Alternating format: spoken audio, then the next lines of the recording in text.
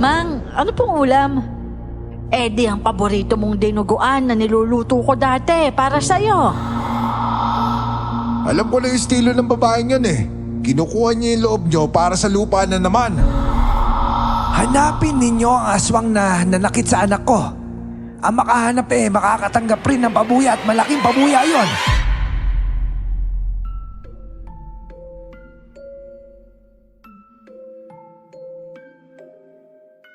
Hangang-hanga po talaga ako sa mga channel ninyo, Miss Clar. Ang Bangungot Diaries, Mga Liham kay Soledad, Dear Esperanza at pati na rin ang bago nyong channel na Pinky Aswang Stories. Lagi po talaga akong nakaabang sa bawat kwento nyo tuwing tanghali. Sa ganong oras kasi, tapos na ang trabaho at oras na ng pahinga. Sobrang aliw na aliw nga po ako at parang ayoko nang makinig sa iba. Kaya naman napagpasyahan ko ring ikwento ang kwento ng aking mama at papa. Pero bago ang lahat, magandang araw pala muna sa lahat ng mga kayanggaw dyan. Lalo na sa inyo, Miss Clar at Sir Jay. Ngayon pa lang po ay hindi na ako mahihiyang aminin na may lahi akong aswang.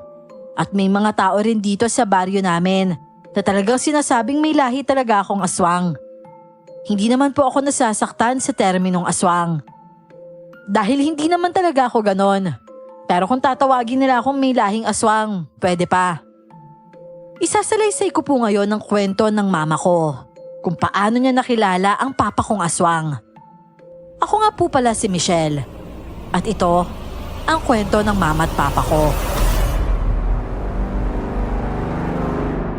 Bago ko po simulan ang istorya, huwag kalimutang mag-subscribe bilang suporta sa ating channel.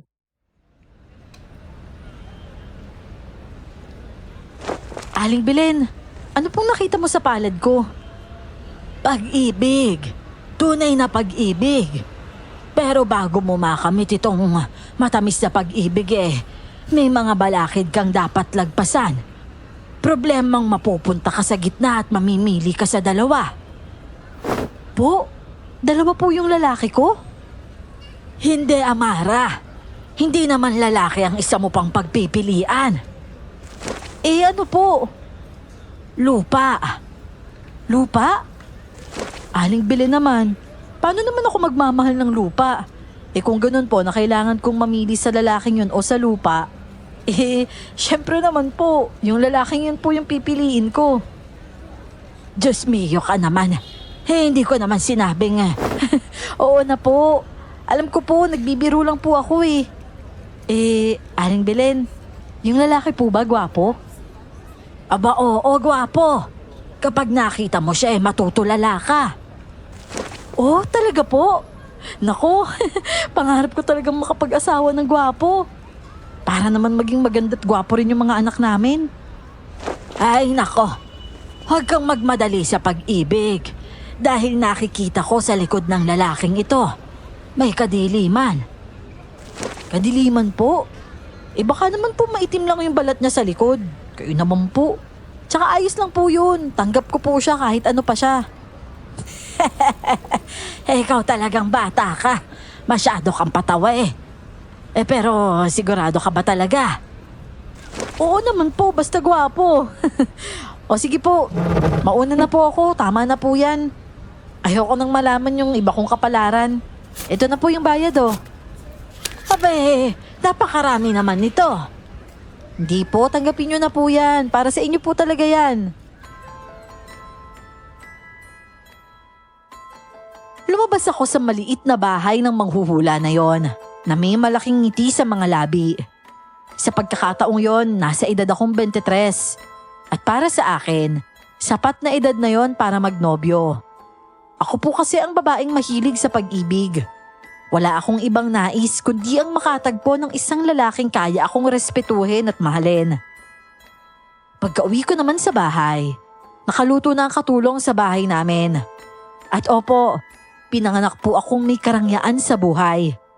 Kaya pagdating sa kahirapan, marami talaga akong hindi alam. Hindi rin masaya ang lumaking protektado ng pera. Dahil ang mga bagay na alam ng iba, hindi ko alam. Lumaki akong kulong lang sa bahay. May mga bagay na hindi ko pwedeng gawin dahil hindi ko kaya. Sensitibo raw ako kaya katulong na lang ang gumagawa.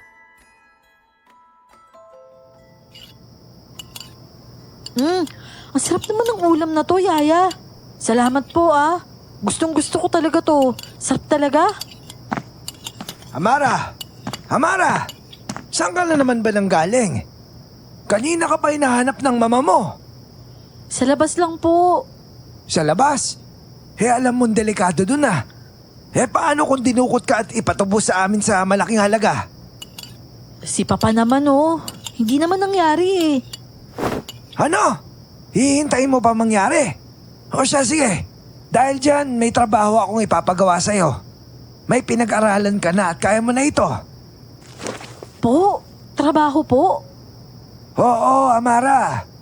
Ipapadala kita sa probinsya. Alam mo kasi, yung lupa sa gitna ng lupain natin na matagal ko nang gusto makuha. Kausapin mo yung mga katutubong nandun na ibenta nila ang lupa nila sa'yo. Dahil magpapatayo tayo ng panibagong proyekto. Sa tingin mo, ano ba maganda doon? Ang lugar na yun sakahan nila. Pero nasa gitna kasi ito ng lupain natin. At kapag nakuha mo ito, ikaw na mag-isip kung ano negosyo ba nga nababagay dito. Papa naman eh. Hindi ko pa nga po nakikita yung lugar. Mahirap na pong mag-suggest ng nababagay na negosyo doon. Di puntahan mo para makita mo. Bukas mismo, lumarga ka na ha. Para hindi naman puro gala yung ginagawa mo dito. Tsaka sabi mo naman sa akin pwede ka naman mapagkatiwalaan, hindi ba? Kaya ito, unang aktibidad na gagawin mo para sa pamilya natin.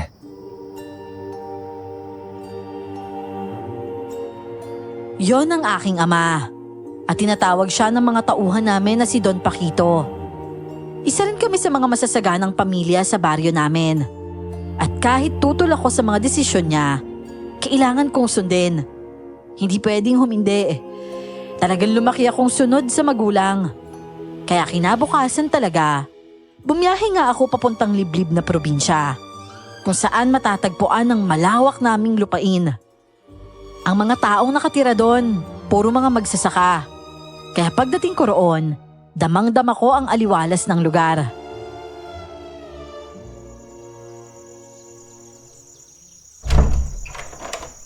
Magandang araw po, Ma'am Amara. Magandang araw din po, Mamang. Miss na po kita dun sa mansyon. Nako. Dito kasi ako pinadala ng papa mo. Ang ganda-ganda nyo na po. Dati, ganito ka lang kaliit, oh. Akin na yung maleta mo, Ma'am. Dadalhin ko na sa kwarto mo. Maraming salamat po, Mamang. Kayo po, kumusta po kayo dito? Ayos naman ako, Ma'am. Nag-aani na kami ngayon ng manggahan. Kung gusto mo, Ma'am, kumain sabihin mo lang po at ipaghahanda kita. Mamang, parang mas gusto kong kumain sa ilalim ng puno. Ay, ganun ba? Sige, Ma'am. Mamaya dadalhin kita doon. Gusto ko sana, Mamang, ngayon na agad Nako, Ma'am, hapon na. Malapit nang magdilim. Maraming lamok doon pag ganitong oras. Okay lang po yun. Magja-jacket na lang po ako. At saka huwag kang mag-alala, Mamang. Hindi po ako maaano dahil lang sa kagat ng lamok.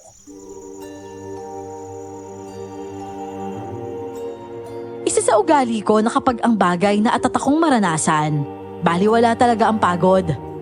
Nagpalit lang ako ng damit noon. Nagsuot ng jacket para naman kung sakaling malamok nga. May proteksyon ako sa sarili.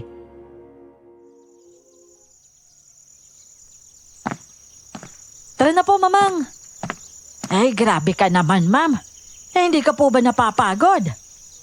Hindi po. Basta mangga, hindi po ako napapagod. Nga pala, Mamang. Meron ka ba diyang masarap na bagoong o di kaya suka tapos sili? Meron po ba? Meron naman, Ma'am. Yun ba yung gusto mo? Teka't kukuha lang ako. Sige po, Mamang. Salamat po,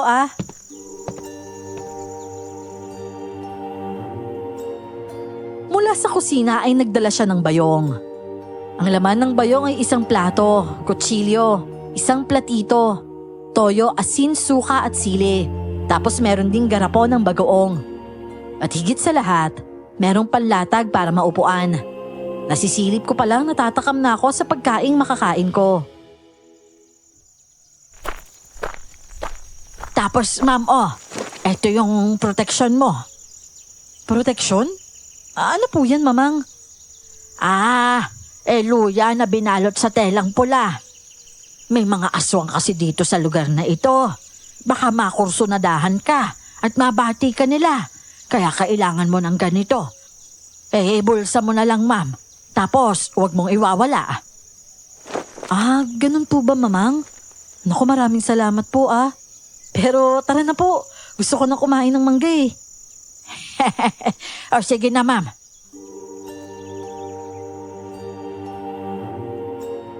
Sa bungad pa lang nakikita ko na ang manggahan. Walang katao-tao roon kasi hapon. Pero may iilan na mga batang naglalaro sa mga puno. Siguro ang pinakamatanda nasa 14 na at lalaki siya. Napatingin ang mga ito sa akin na para bang namamangha. Sigurado dahil maputi kasi akong babae. Karamihan kasi sa mga taong naroon, kayo manggi. Yung tipong malapit na silang umitim. Ako kasi, nabuhay sa ilalim ng bubong lang palagi at alagang-alaga at hindi nagbababad sa ilalim ng araw. Grabe, mamang. Ang lusog pala ng palayan dito. At saka may mga bunga na rin, oh. Oo. At hindi magtatagal aanihin na rin yan. Siguro mga 1 buwan na lang. Nako, kaya lang gusto ni Papa bilihin yung lupain na yan eh. Ay nako, ilang beses na niyang sinubukan yan. Pero hindi kasi papayag ang mga magsasaka. Syempre, hanap buhay nila yan eh. Bakit po kaya hindi diretso yung lupa ni Papa, mamang? Bakit meron sa gitna? Kasi ang totoo niyan, hindi naman ganito kalawak ang lupain ninyo noon. Kaya lang lumawak kasi unang-una, yung dito banda, nagkaroon ng utang sa papa mo. Siyempre sugal yun at malaki. Tapos ng utang at ginawang collateral itong sa kabila. At dahil nga walang pambayad, ayun, nahatak ng papa mo. Siyempre naka-collateral eh. Tapos naman dito sa kabila, ganun din ang nangyari. Sadyang matinulang ang may-ari nitong sa gitna, kaya hindi nakuha ng papa mo. Kaya pala po. Buti na lang po pala si Papa. Hindi mahilig sa sugal, no? Oo nga. Kaya talaga yung buhay ninyo. Laging sagana. Iba din kasi talaga ang papa mo. Pamilya ang inuuna. Kaso, sobra naman po siya minsan. Kailangan talagang utak negosyante ka at tuwais ka. Tapos marami pong bawal. Ay, mamang ayun may nakita akong pumpong. Ay nako, masyadong mataas yan. Pero hayaan mo at magtatawag tayo ng aakyat.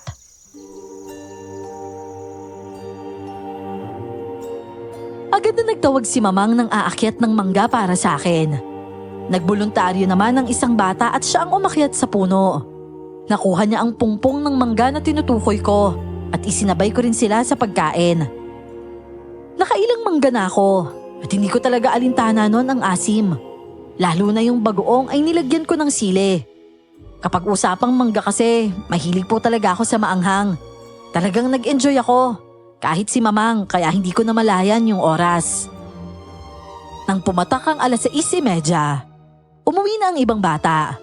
2 batang lalaki na lang ang natira at ikinuha pa ako ng mga ito ng mangga.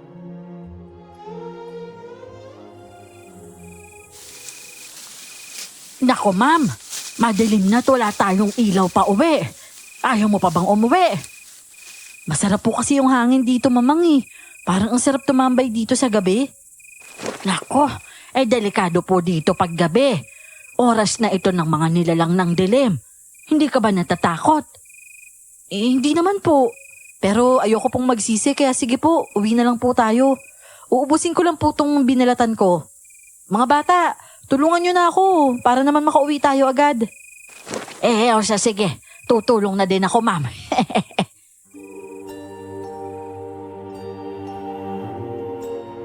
Nang matapos kaming kumain ng mangga, may kadiliman na nga ang paligid. Kaya agad kaming nagligpit. May mga natira pang mangga na hindi nabalatan. Kaya nilagay ko ito sa bayong at binitbit na.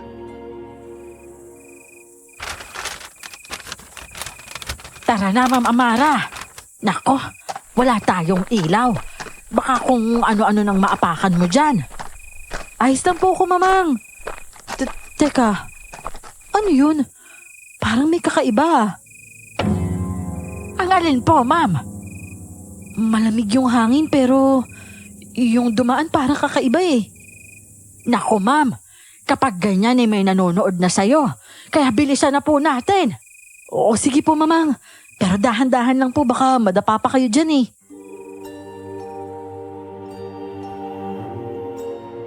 Alam kong kabado siya kaya naman nakahinga siya ng maluwag nang makauwi kami sa bahay. Tapos ang 2 batang kasama namin. Umuwi na rin sa kanila. Pumasok agad ako sa kwarto at naglinis ng katawan. Madamo kasi ang nilakaran namin, kaya ang ibang katinon, nasa katawan ko na. Habang nasa banyo naman ako, nakarinig ako ng tila bulong ng isang lalaki.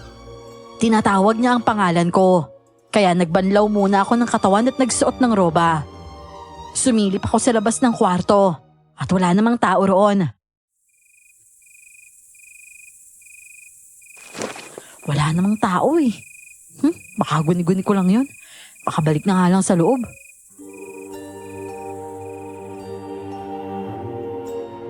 Bumalik ako sa loob ng kwarto tapos muling may bumulong at parang sa bintana nang gagaling. Ang bintana nun, jealousy. Kaya lumapit naman ako. Binuksan ko yon at tumingin sa labas. Nasa taas na bahagi kasi ang kwarto ko. Kaya makikita ko ang bahagi ng bahay kahit nasa labas ng gate. At sa labas ng gate, nakakita ako ng figura ng malaking tao at namumula pa ang mga mata niya. Doon ako nakaramdam ng kaba. Kaya sinara ko ito agad at pati kurtina ay tinakip ko na rin. Ano yun? Aswang ba yun? Bakit sa akin siya nakatingin? Diyos ko, nakakatakot naman. Bumalik na lang ako ng banyo at tinapos ang paglilinis ng katawan. Panay ang tingin ko sa bintana. Gusto ko kasing malaman kung nandun pa ba ang aswang o wala na. Pero takot akong sumilip. Ipinilig ko na lang ang ulo ko at kumuha ng lotion para ipahid ito sa katawan ko. At saktong nakatapos naman ako. Saka kumatok si Manang at sinabi niya kakain na daw ng hapunan. O sige po, Mamang, bababa na po ako.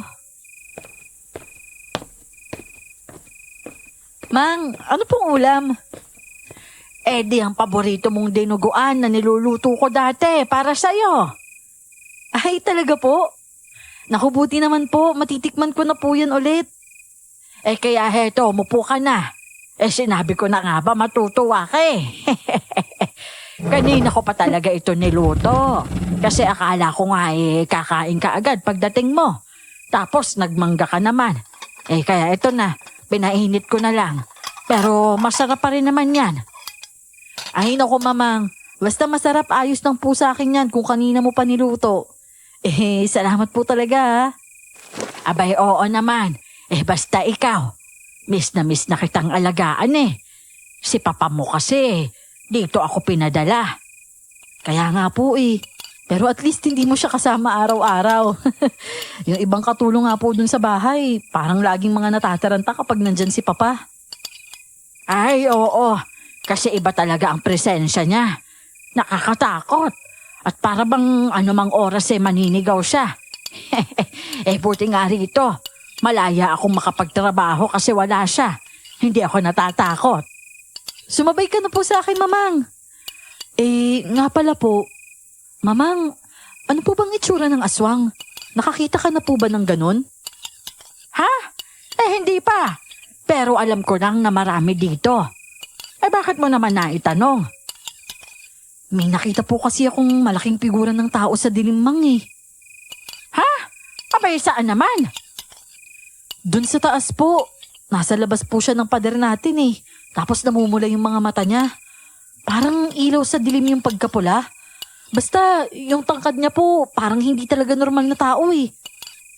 Nako, hindi pa ako nakakita ng aswang. Pero sigurado akong aswang nga yung nakita mo. Pero bakit naman kaya nagpakita sa'yo? Nakakatakot naman yan, Ma'am. Pag ganyan ako, mag-iingat ka. Gusto mo bang papalitan natin ang kortina sa kwarto mo? Papalitan natin ng mas makapal. O sige po, Mamang. Maraming salamat po, ha. Nakaramdam nga din po ako ng takot kanina eh.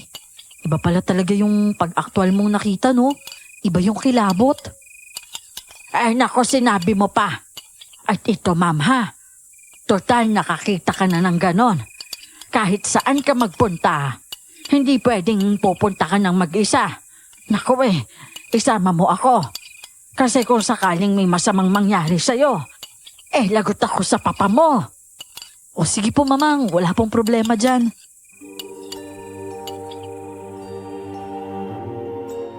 Isinantabi ko muna ang kaba ko noon.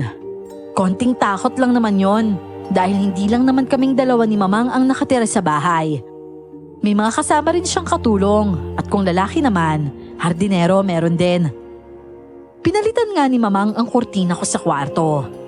Mas makapal yon at mas mabigat at kulay brown pa kaya parang eleganteng tingnan. Malawak din kasi ang kwarto ko kaya malaya din akong makakilos. Sa oras naman ng pagtulog, muli kong narinig ang bulong ng lalaking yon. Kaya nang maalala ko ang luya ay hinanap ko ito at nakita kong nasa tabi lang ng lampshade kaya kinuha ko ito at ibinulsa. Yon ang dahilan kung bakit ako nakatulog nung gabing yon. Hindi ko na kasi naririnig ang bulong ng lalaki sa pangalan ko. Kinabukasan naman, tulad ng nakagawian ay hindi na naman ako nagising ng maaga at hindi rin naman ako ginising ni Mamang. Kaya nang bumaba ako, malamig na ang pagkain sa lamesa.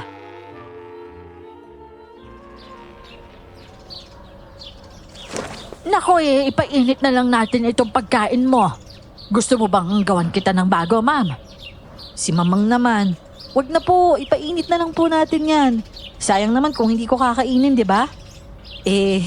Pasensya ka na po, Mamang, ha. Late na po akong nagising. Walang problema sa akin yon. Si papa mo lang naman ang medyo may problema sa late mong paggising eh. Po, hala tumawag po ba si papa? Aba, oo. Pero napagtakpan na kita. Ang sabi ko nag-ikot-ikot ka kasi kahapon. Naku, buti na lang po yun yung sinabi nyo. Maraming salamat po, Mamang, ha. Naku, wala yun. O sige na, ipapainit ko lang ito saglit, ha. O sige po, Mamang.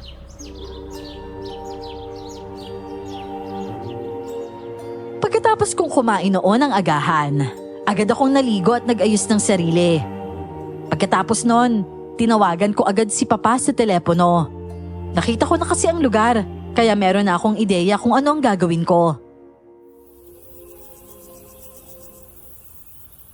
Oh, Amara, kamusta ka dyan?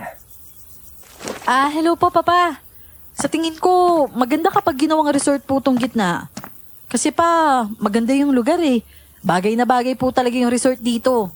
Simple lang pero sariwa. Anak nga kita. Naisip ko na yan noon. Kahit pala, ikaw ganun din pala ang taste mo. Pero syempre, hindi pa atin yan. Kailangan mo ba makausap yung mga tao dyan? Kaya mo ba silang harapin? Kung handa ka pong magbayad ng malaki-laking kapalit ng ari-arian nila, kakayanin ko po. Siguro, kakagat naman sila kung ang halaga ng lupa nila, doble-doble na, di ba? Babawiin na lang po natin yun kapag natayo na natin yung resort. Abay, doble-doble. Malulugi tayo dyan. Tawaran mo na lang siguro na konti at maging mautak ka. Yung iba dyan, hindi nagbabayad ng tax. Tapos yung iba naman, hindi mo naman sigurado kung sila talaga yung may-ari. Ano pong ibig mong sabihin, Papa? Ano ka ba naman, anak? Hindi mo ba napapansin kung bakit mura yung lupa sa probinsya? Dahil yung iba dyan walang papel. Katulad yung ibang lupain natin. Nabili ko yan pero walang papel. Ako lang nag-asikaso ng mga papeles niyan. Ho? Paano nyo naman ho nagawa yun? Di syempre, pinasukat ko't pinarehistro. Kumuha ko na abogado. Siya, sige na. Kumilas ka na tapos balitaan mo ako mamaya, ha? O sige po, Papa.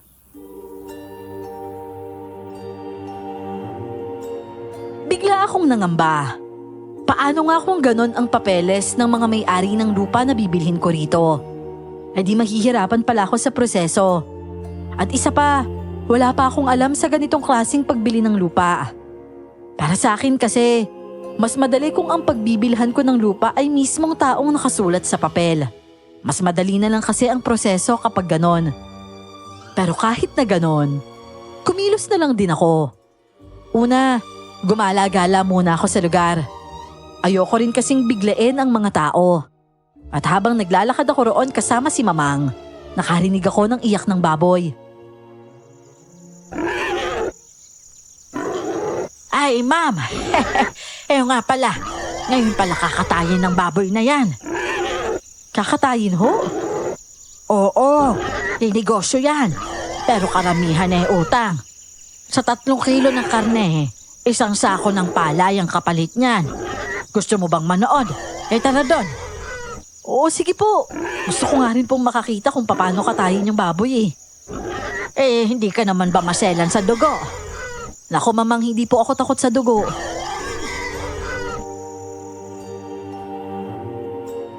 Tumawid lang kami noon sa palayan. Matapos ay pinuntahan na namin ang bahay na napapalibutan ng kay Mito. At sa likod nito, maraming tao na nanonood sa pagkakatay. Pero nang dumating ako ay naglingunan naman sila lahat sa akin. Ako naman, sentro agad ang paningin sa lalaking may hawak na kutsilyo. Pero wala siyang damit, kaya kitang-kita ang hubog ng katawan niya. Mula sa mukha ang paningin ko sa kanya ay perpekto. At bagay na bagay talaga sa kanya ang kayumangging kulay.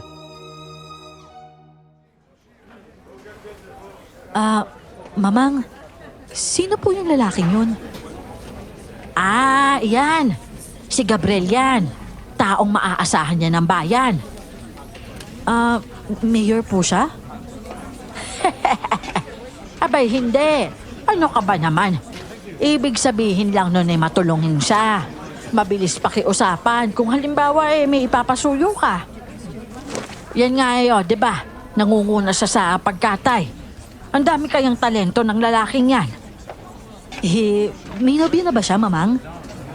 Bakit mo naman naitanong? Hindi ko kasi alam kung nobya niya ba si Isabel o hindi. Basta't ang alam ko lang, sobrang gustong-gusto siya ni Isabel at parang lagi rin silang magkasama. May nililigawan na pala yan eh. Di bale, di naman siya gwapo. Biglang ganon. Meron na po eh. Kung wala, di para sa akin, gwapo siya. Sige. Hawakan niyo maigi Madaliin na natin ito. Kasi yung kiluhan, hiniram lang natin. Baka kailanganin din nila kaagad. Pwede na ho ba? Oo, pwede na. Laslasin mo na. Ayos.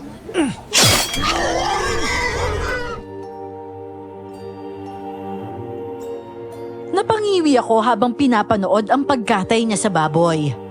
Yun nga lang, may OA na babaeng nagsisigaw. Kesyo natatakot raw siya pero hindi naman umalis.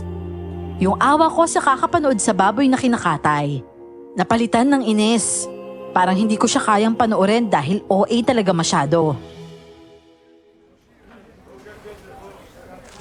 Aba, ang bilis Patay na agad yung baboy.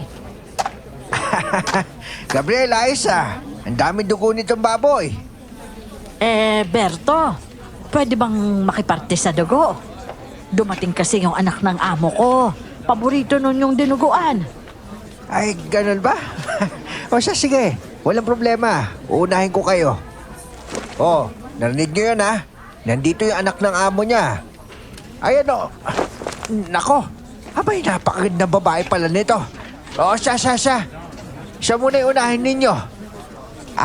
Madam, paborito niyo pala yung dinuguan, Abay, masarap din po ako magluto. Ganun po ba? Ito namang si Berto. Ako na nga ang magluluto At paborito na niya yung luto ko. Kaya wag ka nang sumingit. Abay, hayaan mo na siya matikman yung luto ko. Ma'am Amara. Alam ko talaga na ikaw si Ma'am Amara. Ikaw yung anak ni Don Paquito, hindi ba? Opo, ako nga po si Amara.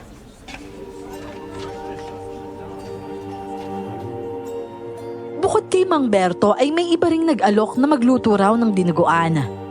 Parang lahat sila gustong ipatikim ang lasa ng talento nila sa pagluluto. At hindi lang sa dinuguan, kundi ibang potahe pa raw. Nako naman, ang dami namang bida-bida dito. Sinabi nang ako na nga ang tagaluto eh. Ganito na lang po. Bukod kay mamang lahat ng gustong magluto ng dinuguan, sasali na lang sa paligsahan. Eh syempre, kung kanino yung pinakamasarap, siya yung panalo. Aba, paligsahan? Abay, ayos yan. Tapos yung manalo? Eh syempre po, may premyo. Aba, ayos yan ah. Sali ako dyan. Bukod sa dalawang nagsalita ay meron ding nagsabi na sasali daw. Kaya nabuo ang paligsahan ng biglaan. Matapos ang pagkatay ng baboy, hinati-hati na ito at inuna talaga kami. Umuwi muna kami noon at ang mga niluto ay huhusgahan ko mga 3:00 ng hapon. Marami namang natuwa sa sinabi ko. At ako naman, naghanda talaga ng papremyo na lahat naman sila meron. Pero syempre mas malaki yung sa mananalo.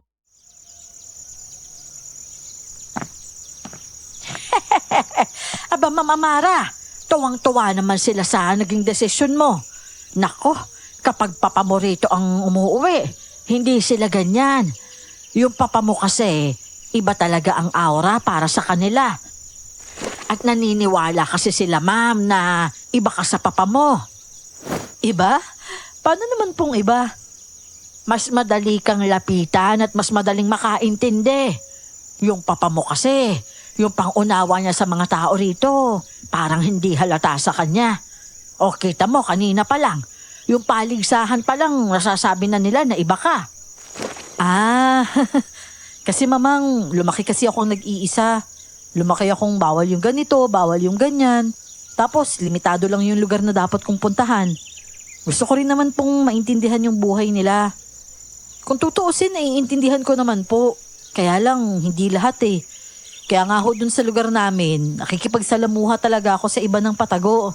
Eh, kaya lang, kapag nahuli naman, masasakit na salita na yung maririnig ko kay mama. Lalong-lalo na po kay papa. Ay nakmo, intindihin mo na lang ang mga magulang mo. Mahal ka kasi nila. Ultimo gasgas eh, ayaw nilang mangyari yun sa'yo. Yun na nga ho eh, wala naman po akong magawa.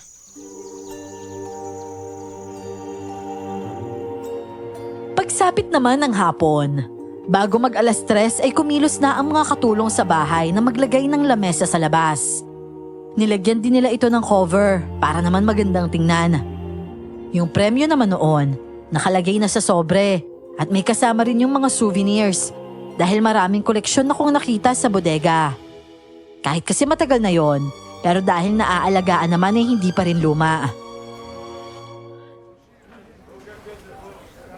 Sa tingin mo, mamang, hindi kaya nakakahiyang magbigay ng mga figurine? Ay nako, ma'am. Yung figurines na ibibigay mo, hindi naman basta-basta ang halaga niyan. Mga koleksyon pa yan ng lola mo na wala ng paglagyan. Gusto nga niyang itapon na lang eh. Pero syempre, dahil sayang tinago ko na lang. Tapos, nagdagdag ka pa ma'am ng mga pabango na bagong-bago pa. Abay, swerte pa talaga yung mananalo. Kasi may mamahaling alak ka pang ibibigay.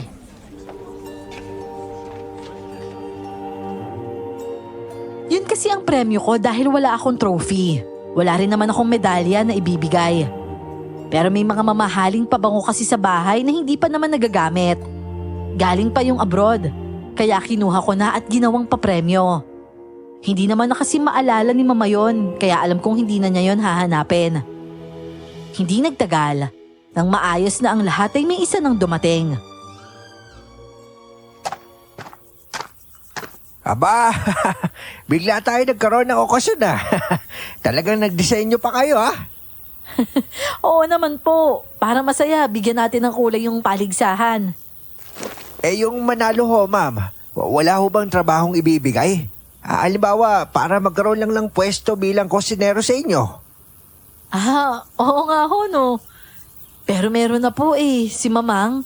Pero teka, paano kung kukuha ko ng pwesto sa bayan o di kaya kahit dyan lang sa barangay? Magtatayo ako ng karinderya. Aba ma'am, Tama-tama dahil may bakanting lote sa tabi ng talipapa doon. Kausapin mo lang yung may-ari na magtatayo ka ng karinderya doon. Arkilahin mo na lang yung lupa niya. Arkilahin? Sarili niya yung lupa. Ay, kanila rin pala yon. Ay nako, oo. Hanggang doon ang lupa ni Don Paquito. Kaya ayos na ayos yun, ma'am. Magtayo ka ng karinderya doon. Maganda yun kasi malapit sa plaza at maraming tao. Tapos ma'am, magtitinda ka, mura lang. Nako, marami nang tatamaring magluto niyan. At saka, malapit yun sa eskwelahan ng elementarya. Yun naman po pala eh. Aasikasuhin ko po agad yun. Yung 3 mananalo magiging kusinera at kusinero ko doon. Siyempre, yung sahod, malaki rin. Aba, pang-professional po yung sahod, ma'am. Aba, pwede rin po kapag dumami na yung customer natin doon. Pero sa ngayon, dito muna tayo sa kung sinong masarap magluto.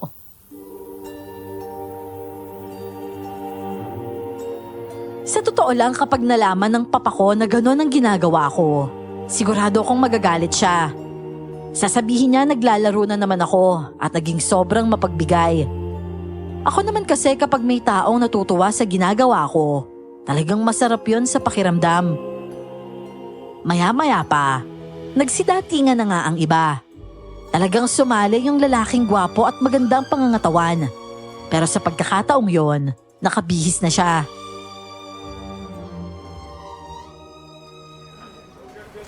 Magandang hapon po, Mama Mara. Ito na po yung masarap na dinuguan para sa inyo. Ilagyan ko na rin yun ng kaunting kanin kasi mas mararamdaman may sarap kapag may kanin eh. Talaga ba? O sige nga, tingnan natin mamaya. Tapos may isa ring naglapag ng potahe niya. Hanggang sa may dumating pa at naglapag rin ng niluto nila. Naghintay pa kami ng 10 minuto para sa hahabol pa. Pero naubos lang ang 10 minuto, wala na namang dumating. Ang titikim ng potahe ay 3 kami ni Mamang at ng hardinero. O sige Mamang, Manong Ikoy, tara na po, tikman na natin. Unahin na natin itong kay... kanino ba to? Oh, akin yan. Sa inyo po ba, Mang Berto? Naku, yung halo nito. Hindi masarap ang dinuguan kapag walang laman loob. Kaya, meron laman loob yan, ma'am. Ganun ho. O sige nga, tikman nga natin. Abay, ako nga rin, ma'am.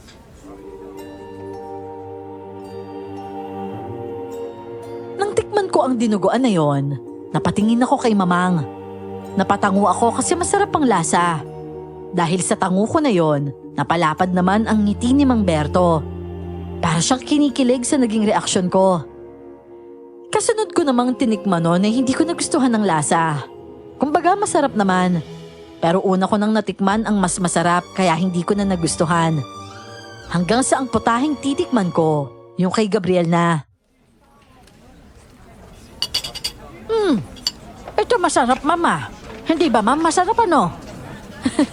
Oo, Mamang. Papalitan na nga po kita bilang kusinera eh. Ay naku, Ma'am. Wag naman po.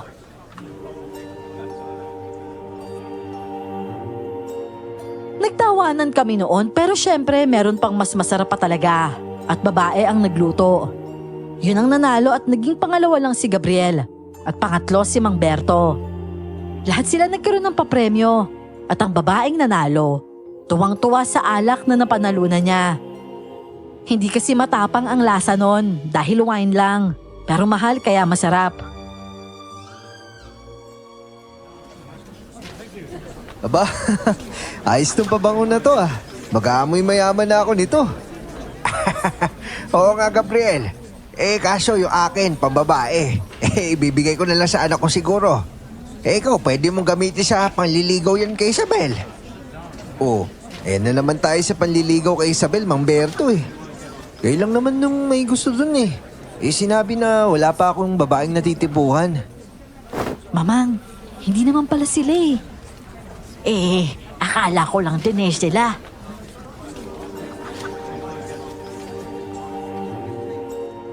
Hindi ko muna sinabi ang pakay ko sa araw na yon. Hinayaan ko muna magsaya ang mga tao. Gusto kong kunin ang loob nila. Para naman sa oras na sinabi ko na ang kailangan ko, madali ko na lang makuha. Pero hindi ako sigurado kung madali nga talaga. Oy, kayo, tulungan niyo akong kumain dito. Hindi ko mauubos to mag-isa. Oo nga naman. Halin muna kayo't kumain muna tayo. Pero teka lang, mamang, hindi naman pwedeng itong dinuguan lang. Kailangan ko din ng kanin. Sige, kukuha ako sa loob. Mga plato na rin po, mamang ha. Tapos, mamang, ilabas mo na rin po lahat ng dessert para po sa kanila. Nakita ko po, parang may cake sa ref eh. Sige po, ma'am. Meron nga pong cake doon sa ref. Binili ko na nang sabihin ng papa mo na darating ka. Sige ma'am, papasok na po muna ako. Sige po, mamang. Ay, nako. Ang sarap talaga dito. Ma'am, matako ka pala sa dinuguan? Ha? Kasi dun sa amin, hindi ako makakain ito. Ayaw kasi ng mga magulang ko. Dapat gulay lang. Yung iba't ibang klaseng gulay, prutas, tsaka iba pang lutong pang restaurant talaga. Ito kasing dinuguan, lutong probinsya ni Mamang eh. At nung matikman ko, grabe, ang sarap pala talaga nun. Nako, hindi lang dinuguan yung matitikman mo dito. Maraming lutong probinsya dito na sigurado akong patok sa panlasa mo. Gusto mo, patikim ko sa yung iba. Oo nga pala, hindi mo pa natitikman yung batchoy, no? Hindi ulam yun, pero masarap yun. Batchoy? Oo, kung gusto mo, ipagluluto kita niyan. Pero syempre, sagot mo yung mga kailangan. Magluluto lang ako. Oo naman, sige. Bibigyan kita ng pera para kumpletuhin yung ingredients nun. Tapos ikaw nang bahala, Pwede kang magluto doon sa kusina namin. Kausapin mo na lang si Mamang. Sige ho, ma'am. Pero baka gusto nyo rin nung gumala. Pwede ko po kayo samahan sa bayan. Tayong dalawa lang? Ikaw ho. Wise lang sa inyo. Ingatan naman kita eh. Sige. Bukas na siguro kasi ngayong araw parang walang paglalagyan na sa tiyan ko eh. Busog na ako. Sige, ma'am. Tsaka, ma'am, maraming salamat po sa papremyo, ha? Tsaka, grabe, malaking pera po ito, ha? Ay nako, okay lang yan. Magaling kang magluto kaya dapat lang yung papremyo mo.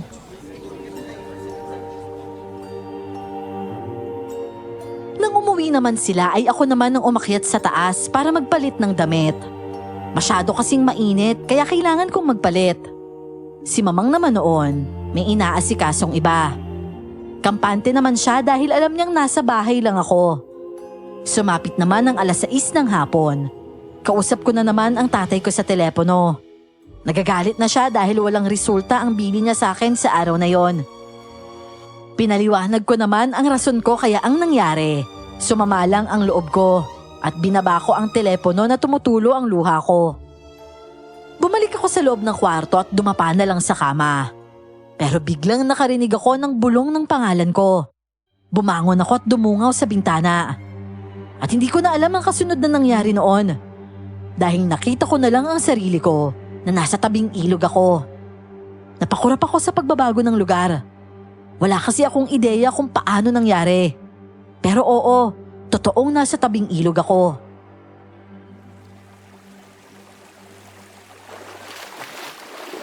Hala? Ano nangyari? Sino yun? Oh, Ang lamig dito. Sarap ng tubig. ay, Diyos ko po, ano ba naman yan? Ha? May tao? Walang ya, wala pa akong damit sino yan?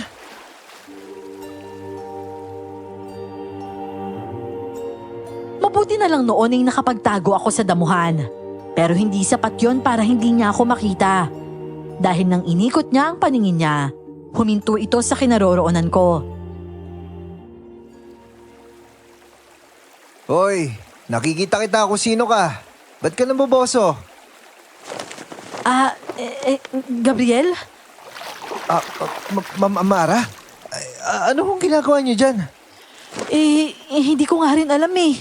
Nasa kwarto lang kasi ako tapos biglang hindi ko na alam, nakita ko na lang yung sarili kong nandito. Teka, malayo ba to sa bahay? Naku ma'am, nasa dulo ho kayo ng palayan. Paano naman nangyari na nasa kwarto ka lang at napunta ka dito? Hindi niyo ho naalala na naglakad ka papunta dito, ma'am? Hindi nga eh. At saka, hindi naman ako lalabas ng nakaganito. Diyos ko, ang nipis pala talaga nitong damit ko. Hindi ko naman ho nakita, ma'am.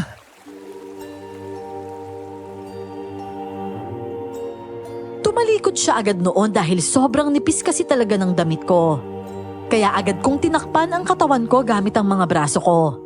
At siya naman, lumubulog pa sa tubig hanggang leeg.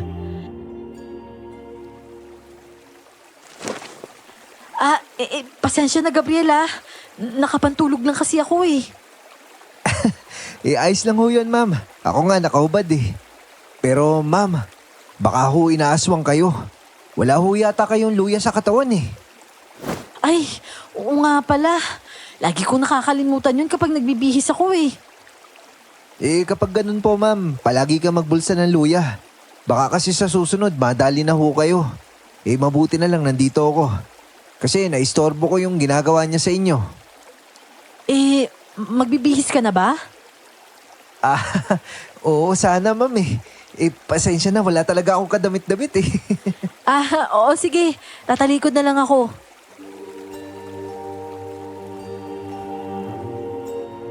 Kabado talaga ako noon. May panloob naman ako pero hindi lang talaga ako sanay na lumabas na nakapantulog. Kapag kasi sa loob lang ako ng kwarto, nakapantulog lang ako. Kaya manipis na damit lang talaga ang suot ko. Pero bukod sa sitwasyon ko noon, nakakaramdam rin ako ng takot dahil sa nangyari. Para kasing ang hirap paniwalaan na napadpad ako sa lugar na yon na wala ako sa sarili. Ma'am, okay na po. Tapos na po ako. Pwede na ho kayong humarap. Oo sige. Ayos ka lang ho ba? Gabriel, huwag ka nang magpo sa akin ha. At saka, ang totoo niyan, natatakot ako eh. Bakit kasi nangyayari to, di ba? Kinakabahan ako eh. Kasi ma'am, may aswang dito sa lugar namin. Kailangan mo mag-ingat lalo na't maganda ka tsaka medyo bata pa. Minsan gusto kasi ng aswang mga berhen eh. Sige, ihatid na kita sa inyo. Tsaka huwag niyo po kalimutan magbulsa ng luya ha. Oo naman. Salamat na agad Nako, baka napansin na ni Mamang na wala ako doon. Mag-aalala na yun. Kung ganun, tara na. Naku ma'am, wala ka palang tsinelas. Ito po muna sa akin yung isuot nyo. Kasi baka matinik sa daan eh. Marami pa nang makahiya. Paano ka? Nako ma'am, huwag niyo na ako isipin. Protektado na ng kalyo tong paa ko kaya ligtas ito, no? Ikaw talaga? Kaya wag po kayo magalala, ma'am. Grabe naman sa kalyo Aba ma'am, may 1 kilo na yata ito eh. Ayan ang kapal O siya, sige na. Ako na magsusuot ng tsinelas mo. Grabe ma'am, halos kalahati lang ng paa mo yung tsinelas ko Ang laki kasi ng paa mo eh. Pero salamat Nako ma'am, wala ho yun. Tara na, balik na tayo sa inyo. Mabuti na lang at nagising ka pala. Baka balak ka nun ilublob sa tubig. Kaso nataon na nandun ako, hindi niya natuloy. Maliwanag pa kasi. Pero ngayon, padilim na kapag ganito ma'am, tapos wala kang kasama, nako, delikado na.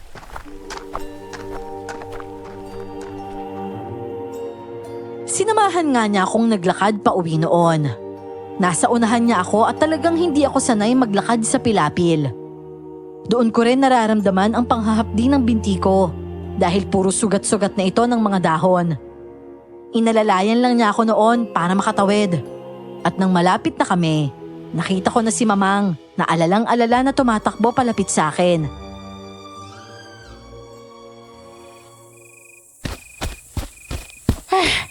Diyos ko, Ma'am Amara! Saan ka ba nang galing?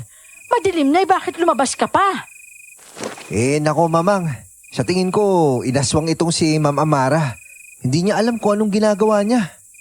Ano? Nakarating nga po siya dun hanggang sa ilog eh. Tignan niyo po, walang tsinelas at nakapantulog. Mabuti na lang nandun ako naliligo. Diyos ko naman, Ma'am! Kulang ba yung luya? Hindi ba't binigyan kita ng proteksyon? Patingin nga ako. May sugat ka ba? Mamang, konti lang naman po to. Nako, lagot ako nito sa mama at papa mo. Diyos ko naman Tara na nga dun sa loob ng bahay. Gabriel, salamat ha. Pero baka gusto mo dito ka na lang maghapunan. Marami kasi akong itatanong Sige ho. Wala pong problema.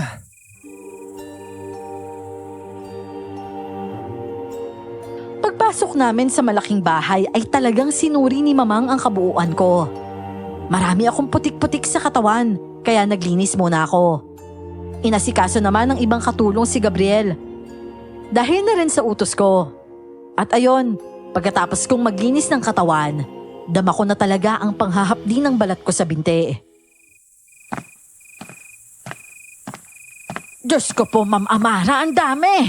Sira na yung makinis mong balat. Pag nakita ito ng mama mo, naku talagang puno na naman ng tenga mo niyan. Diyos ko, paano ba ito buburahin? Naku, sana'y mabura ito bago ka makabalik sa inyo. Mamang, wag po kayong mag-alala. Mabubura po yan. Maninipis lang naman po naku sana nga. Diyos ko, hindi mawala-wala ang kaba ko sa'yo. Akalain mo naman kanina pag akyat ko, nakabukas ang kwarto mo. Akala ko pinapasingaw mo lang yung pala wala ka na doon. Hinanap pa kita sa loob ng mansyon. Lahat kami dito naghanap. Napagalitan ko pa sila kasi imposibleng hindi ka nila nakita. Grabe naman ho. Ang dami niyo dito sa loob ng bahay tapos hindi niyo siya namalayan lumabas? Ganyan kasi ang gawain ng aswang. Nakakatakot. Kaya yung luya talaga, huwag mo namang kakalimutan na ibulsa yung palagi, Ma'am Amara. Kita mo, sa sarili mong pamamahay ay napapalabas ka pa niya. Mabuti nga po nandun ako Dahil kung wala ako, baka natagpuan na lang na bangkay itong si Ma'am. Ayan nalagyan ko na ng gamot yung mga sugat mo. Nako, sana talaga'y mabura yan.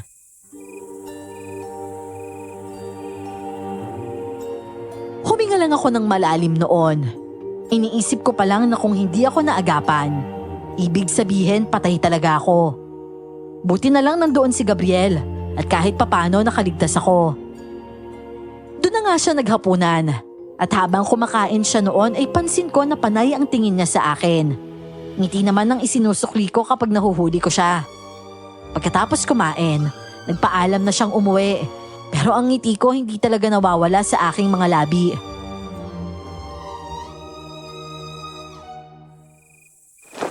Ma'am Amara, napapansin ko lang.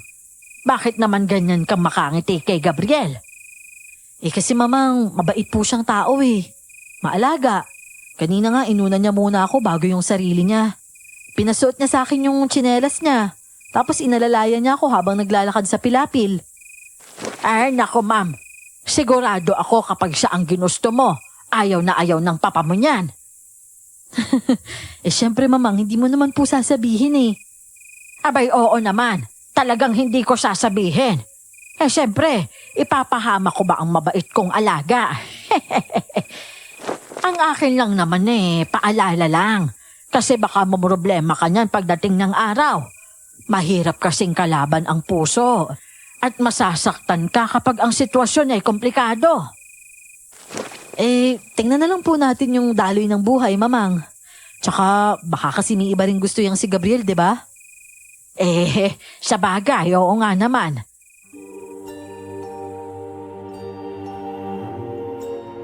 Kinabukasan naman ang pangako ay pangako. Pumunta ng bahay si Gabriel para doon sa sinasabi niyang lulutuin niya para sa akin. Pero ako ang magbibigay ng gagamitin. Dahil kasama ko naman si Gabriel, hindi na sumama si Mamang. Ginala niya ako sa bayan. Pagbalik naman namin sa lugar kung nasaan ang main plaza, tiningnan ko na ang bakanting lote na pagtatayuan ko ng karinderya.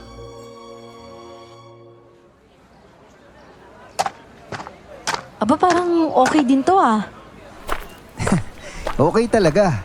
Kasi tignan mo, yung daanan na eskwelahan, nandito sa harap tapos tabing kalsada pa ang lote.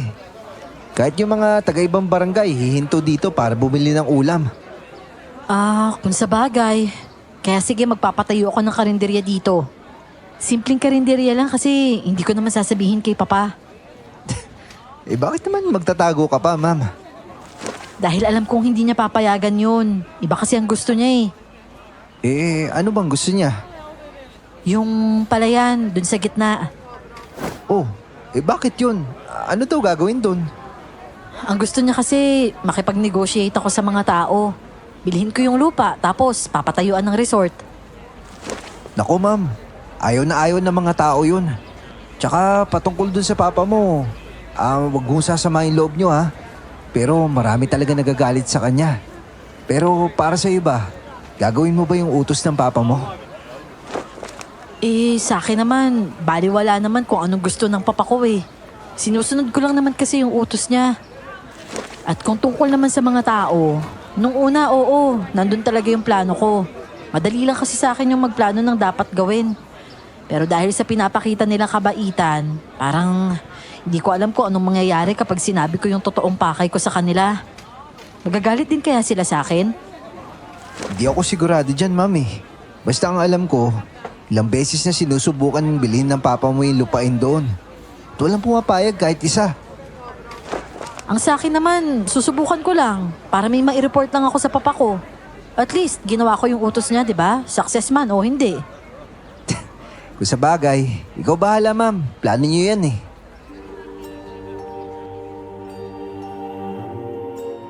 Pansin ko rin sa kanya na parang ayaw niya rin. Naging matabang ang tawa niya sa akin bigla. Pagdating sa bahay, agad naman namin ginawa ang pinangako niyang potahe. Naging maayos naman ang samahan namin. At palabiro nga siyang lalaki. Hindi ko rin maiwasang mahulog talaga sa kanya. Ma'am, ayos lang ba na ikaw na yung magdadad ng bawang? Eh, medyo maselan ako sa bawang eh. Wow, specialty mo to, di ba? Sabi mo? Tapos maselan ka sa ibang ingredients? Eh kasi ma'am, kapag nagluluto ako sa bahay, may tagatagdad ako ng bawang. Pasensya ka na ha. Maselan ka sa bawang? Para ka namang aswang niyan ah. Eh, medyo. O sige na, ako nang magtatadtad niyang bawang. Ay, pero marunong ka ba? Oo naman, marunong ako. O sabi mo yan ha. Mamaya magkasugat ka dyan. Ano ka ba naman, Gabriel? Hindi ako magiging independent niyan kung puro kasalanan na lang yung iniisip nyo. Eh, kailangan kong matuto. Ano ka ba? Lalo na sa pagluluto. Paano kaya kung turuan mo ako? Walang problema yun, basta handa ka matuto. Kung gusto mo, dito pa lang, turuan na kita eh. Oo ba? Sige. O siya, sige, halika dito, na maturuan ka ng aswang. Maturuan ng aswang? Hindi, biro lang.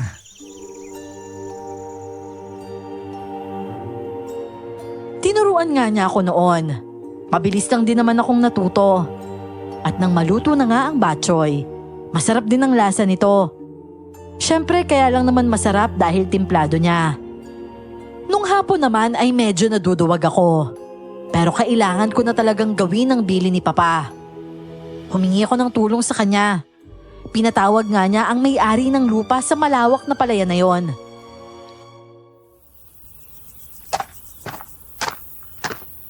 Abay, ano meron, Ma'am Amara? Bakit niyo naman kami pinatawag? May bago ho bang contest? Wala naman po, Mang Berto. May gusto lang po akong sabihin sa inyo at saka pakiusap na rin po. Tungkol ho ba saan yan, ma'am? Tungkol po sana sa lupa. Yung sa palayan. Yan na nga ba yung sinasabi ko sa lupa na naman. Alam ko na yung estilo ng babaeng yun Kinukuha niya yung loob niyo para sa lupa na naman. Nako, hindi naman po sa ganun. Hindi mo bibiliin yung lupa namin? Ganito po kasi yun. Wag naman kayong magalit agad. Napag-utusan lang siya ng kanyang ama. Di tuta din pala siya ng tatay niya Hoy, Mama Mara, masamang tao yan tatay mo. Kaya wag kang umastang santo dyan kung ang hangarin mo walang pinagkaiba sa kanya. Hoy, teka, sandali lang. Makahusga naman kayo. Nakikipag-usap nga siya na maayos dito Kung ayaw nyo, di wag. Pero ba't hindi muna natin siya pakinggan? At sino ka ba para sumingit dito? Ako lang naman yung magiging trauma mo kung hindi ka tumigil dyan. Ma'am Amara, yung lupa kasi namin, ilang beses na namin sinasabi sa papa mo na pangkabuhayan namin yon. Hindi talaga namin yun ibebenta. Kahit doble po ang halaga? Saan naman kami titira pagkatapos? Hindi lang kasi talaga naiintindihan ng papa mo ang buhay namin. Palibasa siya, masagana sa salapi ang buhay niya. Yung inaasahan namin yan lang. At oo nga, totoong mababayaran kami ng malaki. Pero mauubos din yun, ma'am eh. Yung produkto ng lupa namin, habang buhay yan kumikita. Alam ko namang napag-utusan ka lang din ng papa mo. Pero baka naman maipaliwanag mo sa kanya ang sitwasyon talaga namin. Hindi kasi sapat na rason na nasa gitna ng lupain nyo ang lupa namin eh. Hindi naman namin kasalanan kung binenta yung kaliwat kanan namin ang lupa nila. Yun lang naman yung naging dahilan kung bakit naging gitna ng lupain ninyo ang lupa namin. Tsaka Ma'am Amara, yung lupa kasi na ito, pamana pa ito ng ninuno namin eh. Kung ibebenta lang namin to ng basta-basta, paano naman yung alaala nila? Tsaka ma'am, naniniwala ako na mas malawak yung pangunawa mo kaysa sa papa mo. Baka naman kaya mo ipaintindi sa kanya yung rason namin, di ba? Sus, maniwala kayo dyan. Kung ano yung puno, yun din yung bunga. Sinabi ng manahimik ka eh. Isa pang insulto ah. Nangangatain ko talaga yung bituka mo. Isa pa. Hoy, wag mo nga ako yabangang siraulo ka. Aba, gusto mo yata makatikim ah. Bakit? Gano'ng kalawak ba yung lupa mo ha? Mas malawak pa ba yan sa akin? Hoy, wala pa sa kalahati yung lupa mo sa lupa ko. Makaputok ka naman ng butsi mo dyan. Kala mo namang milya-milya yung sukat nung inyo. Teka nga, alis yun na nga si Roddy dito. Hindi ito si Don Paquito. Si Ma'am Amara ito. At magkaiba sila. Agad na hinila ng ilan sa mga kalalakihan ang lalaking yon. Ako naman, dahil napapakislot sa ginagawa niya, natatakot din. Sa harapan ng lahat ay tumulo talaga ang luha ko. Sobrang hirap pala, lalo na kung sa papa ko pa lang ay galit na sila. Hayaan mo na, ma'am. Umalis na siya. Wag mo na lang siyang isipin. Pasensya na sa ginawa niya ha. Hayaan mo, ako nang bahala sa kanya. Hindi. Ayos lang ako. Naiintindihan ko naman kayo. Basta ako, ginawa ko na yung dapat kong gawin at sapat na yun. Kakausapin ko na lang ulit si Papa tungkol dito. At hayaan nyo, makakarating sa kanya yung ibig niyong sabihin. Nako, ma'am. Maraming salamat po talaga. Sa totoo lang ay nasaktan ako sa sinabi ng taong yon. Kaya pagpasok ko sa loob ng bahay, doon ko na binuhos ang lahat. Niyakap na lamang ako ni Mamang dahil naaawa rin siya sa akin. Hayaan mo na, Ma'am Amara. Ang mahalaga ay may mga tao ring hindi galit sa'yo. Mamang, ang hirap naman po kasi ng trabahong binigay ni Papa eh. Hindi ko inaasahan na mararanasan kong masigawan. Napakasensitibo ko pa naman. Hindi po talaga ako sanay, alam niyo po yan. Pareho talaga kayo ng mama mo. Pero kasi, nag-iba na siya ngayon. Kung noon ay iyakin siya pag nakaengkwentro ng ganon. Ngayon parang papa mo na rin siya. Siguro mamang, magiging ganon na din ako pagdating ng araw. Pero parang ayoko po, Mamang. Parang gusto kong manatiling mabait lang sa mga taong tulad nila kasi po, nakikita ko yung sama ng loob nila kay Papa eh. Pero ikaw, itutuloy mo pa rin ba? Kung ako nga lang po ang masusunod, ayoko po. Pero hindi ko po alam kay Papa kasi baka mamilit na naman siya. Alam niyo naman po yun. Ay nako, ang hirap talagang intindihin ng Papa mo. Kapag gusto niya gusto niya talaga. Kailangan niyang makuha yon. Kinagabihan naman ay kinausap ko si Papa tungkol sa resulta ng pakikipag-usap ko sa mga magsasaka. Tulad ng inaasahan ko, nagalit siya kahit na pinaliwanag ko naman ang punto nila. Ang lupa nila, sagabal yan sa lupain natin. Ayan na nga't dinodoble na yung presyo sa lupa, hindi ba? Ayaw pa rin nila. Kasi nga po, Papa, kapag nabayaran mo sila, mabilis lang maubos yung pera. Mas malaki daw yung kikitain ng palayan kasi habang buhay nila yung hawak.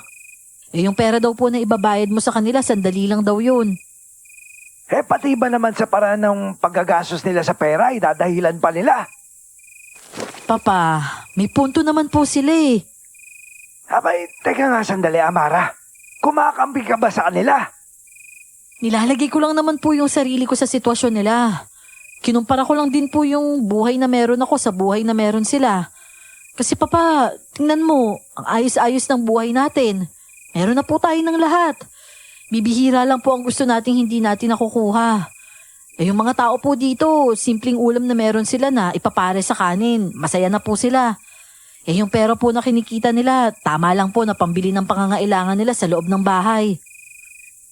Oh, ayan naman pala eh. Kailangan naman pala nilang pera. Di tanggapin na lang nila yung alok mo. Para naman yan gusto nilang hindi nila makuha-kuha, makuha na nila. At saka yung pagkain na kinakain mo, makain na rin nila. Papa naman, hindi naman po yan ang ibig kong sabihin eh. Basta. Luluwas ako dyan bukas. 2 tayo ang haharap sa mga taong yan. Ayoko na pong humarap sa kanila, Papa. Ayoko nang dagdagan yung galit nila. Galit nila? Ano? May nanigaw ba sa'yo dyan? Kasi nga po, ayaw nilang ibenta yung lupa. Pero namimilit kasi tayo, Papa eh. Kaya galit na talaga sila. Wala naman po kasi tayong karapatan mamilit kung talagang ayaw nila. Kasi Papa, lupa po nila yun. Ganyan na mama mo noon. Masyado malambot ang puso kaya inaabuso. Kaya po ba sa ngayon, siya na po yung nang-aabuso ng mga malalambot yung puso? Anong klaseng pananalita, Amara? Abay, wala ka ng respeto ah. Ayoko na po kasing ituloy, Papa. May respeto po ako sa pag-aari ng mga tao dito. Pasensya na po, pero ayoko po. Sige po, babay na po.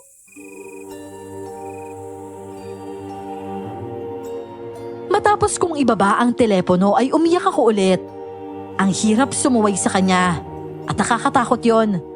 Nakita na naman ako ni Mamang noon, kaya wala na naman siyang nagawa kundi ang yakapin ako. Tapos biglang nakarinig kami ng sigawan ng mga katulong nun sa ibaba. Takbuhan kami ni Mamang noon at napunta pa kami sa likod kung saan nagsisisigaw ang katulong namin. Maliwanag roon dahil may lumalagablab na apoy. Yun pala, nasusunog ang maliit na kubo sa loob ng bakura namin. Naku, Diyos ko po! Saan ba galing yung apoy na yon? Galing po sa labas yan, Mang. Hinagis po papunta dito sa loob. Tapos nabasag kaya po lumagablab dito sa maliit na kubo natin. Mabuti na lang po nabuksan ko agad kaya nakalabas yung mga aso. Sino naman ang naghagis? Dalian ninyo! Yung hose, basain ninyo ng tubig para mawala ang apoy. Naku, Mama Mara. Siguro sa loob ka na lang po muna. Kasi baka may maghagis na naman tapos matamaan po kayo. Ayaw nga, Ma'am Amara. Mahirap na. Di bali nang matamaan ng lahat, wag lang ikaw. Pero Mamang...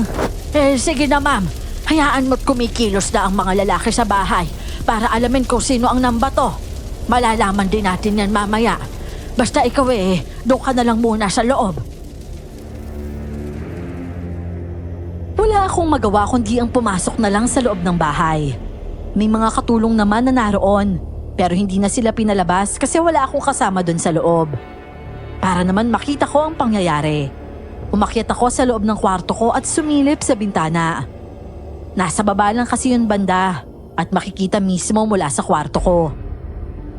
Pero ayun na naman, tulad ng nangyari noon, parang biglang nawala ako sa ulirat at nakita ko na naman ang sarili ko sa manggahan. Hala, bakit na naman ako nandito? May luya naman ako sa bulsa. Bakit ako nandito?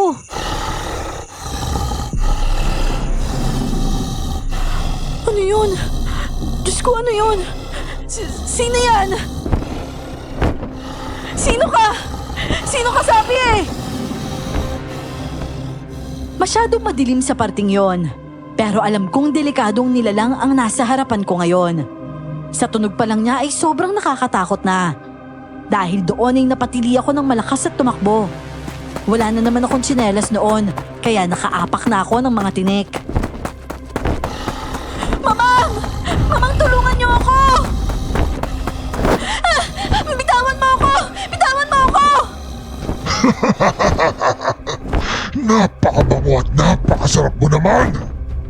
Bitawan mo ako! Mamang! Mamang, tulong po! Gabriel!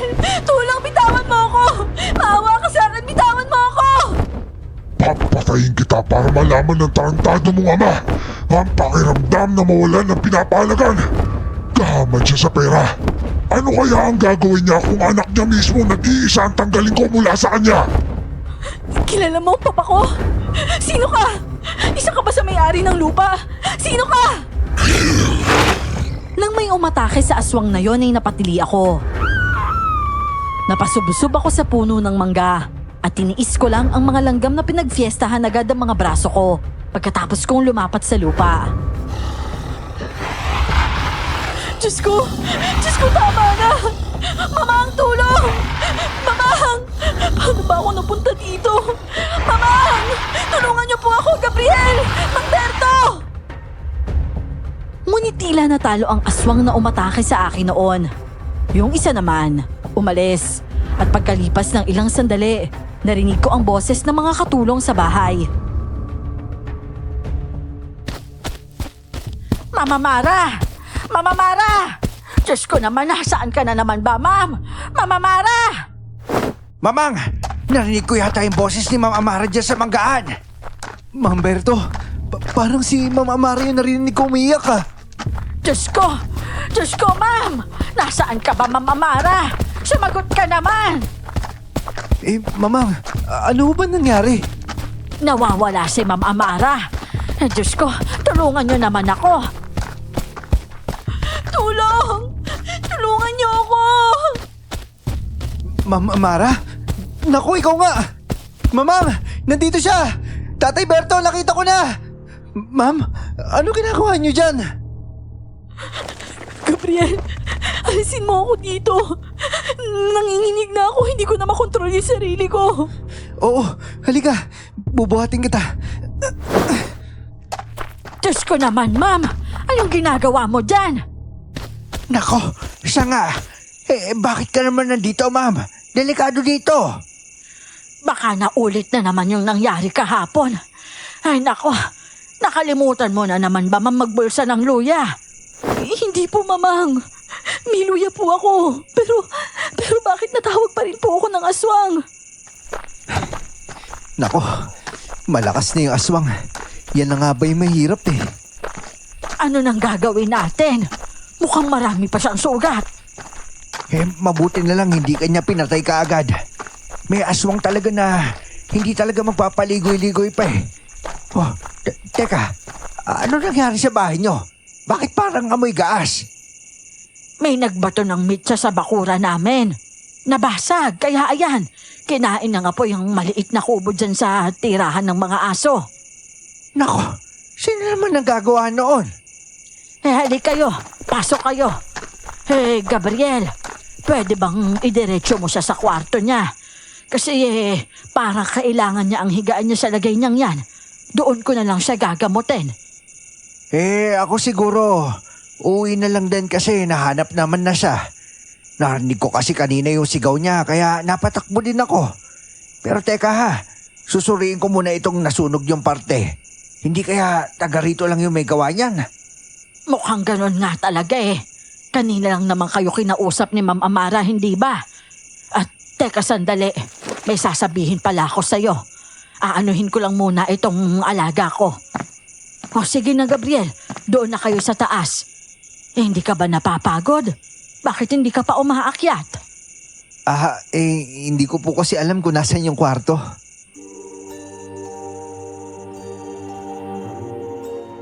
Gising naman ako noon, pero wala talaga akong ganang umimik. Ang takot ay nasa katawan ko pa. Si Mamang na lang noon ang nauna. Tapos si Gabriel naman, buhat-buhat pa rin ako at sumunod. Dinala nila ako sa kwarto. At pagkapasok ay dahan-dahan naman akong inihiga ni Gabriel sa kama. Ano ma'am, ayos ka lang ba? Nandito ka na sa kwarto mo. Ligtas ka na. Pero Gabriel, Mamang. Ma'am, nandito ka na ulit kasama namin. Huwag ka na matakot. Nako, namumula pati yung braso niya oh. Napunta pa yata siya sa bahay ng mga langgam.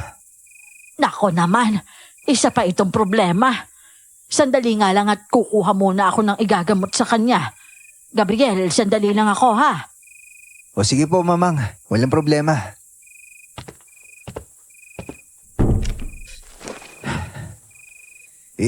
Talaga bang may luya ka?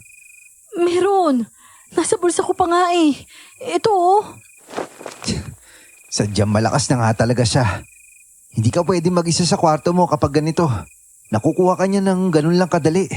Kailangan lagi kang may kasama. Paano kung maulit na naman to? Dito ka na lang kaya. Ha? Alam ko kasi babantayan mo ko eh. Kung gusto mo, kunin mo na lang ako bilang bodyguard mo. Kahit sa gabi, babantayan ko ang kwarto mo. Diyan lang ako sa labas oh. Hindi, kahit dito ka na. Ay may sofa naman dito. Sigurado ka ba dyan? Ayoko nang matawag ulit ng aswang. Natatakot na ako kaya oo sigurado ako. Pero tanungin muna natin si mamang ah. Siyempre, kapag tayong dalawa yung magkasama sa iisang kwarto, parang iba, di ba? Pero kung gusto mo talaga ng tagabantay, sabi ko sa'yo, pwede kitang bantayan kahit wala ako sa loob ng kwarto mo.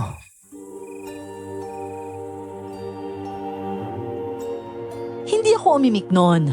Tama naman siya. Sadyang naging desperada at sobrang takot lang ako. Kaya nasabi kong sa kwarto na siya matulog. Isa pang rason kung bakit hindi na ako umimik. Dahil naaalala kong darating pala ang papa ko. At oo, makikita niya ang kalagayan ko. O eto na, Ma'am Amara.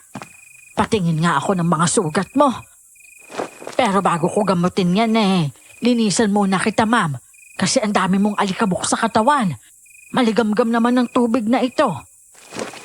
Labas lang ho muna ako, mamang. Sige. Maraming salamat ha, Gabriel. Gabriel, uuwi ka ba? Depende sa'yo, ma'am. Bakit naman? Ayaw mo ba siyang pauwiin, ma'am? Meron na akong bagong trabaho, mamang Tagabantay niya. Baka raw kasi maglakad na naman daw siyang wala sa sarili niya Kung sa bagay, pwede rin naman. Pero marami naman kami rito. Yun nga lang nakakalusot pa rin ang aswang na yon. Kaya sana baka ikaw magawa mo nga yun, ano? Magagawa ko po yun, mamang. Tiwala lang po.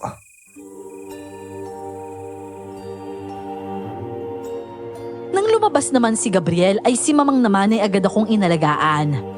Muli akong umiyak nang ikwento ko sa kanya ang nangyari. Nawindang siya at naawa sa akin.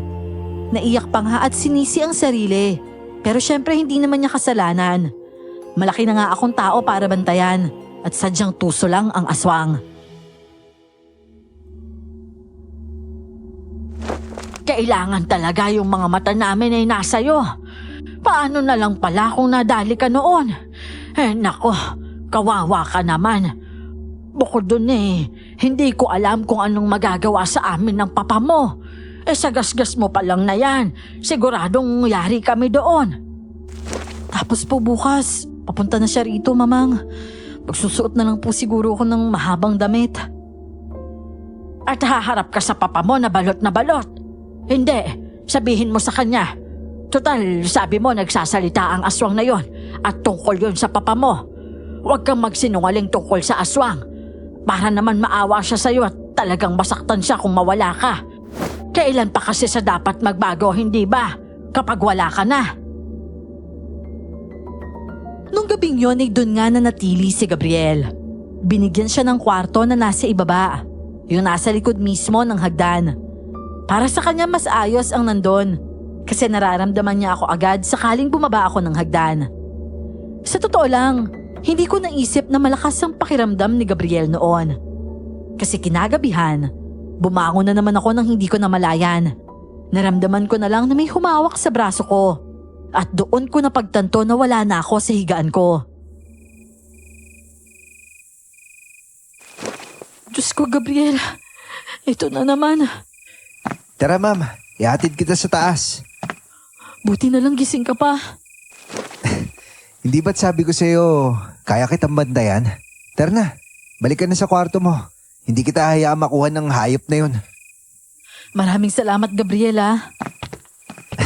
Basta ikaw ma'am, hindi kita pababayaan. Gabriel, Ma'am, bakit niyo po ako niyakap? pakiramdam ko kasi parang hindi sapat yung salitang salamat eh. Buhay ko kasi yung niligtas mo. Sabi ko nga 'di ba, basta ikaw, importante ka. Sige na, akit na sa kwarto mo. Matulog ka kaagad kasi anong oras na eh.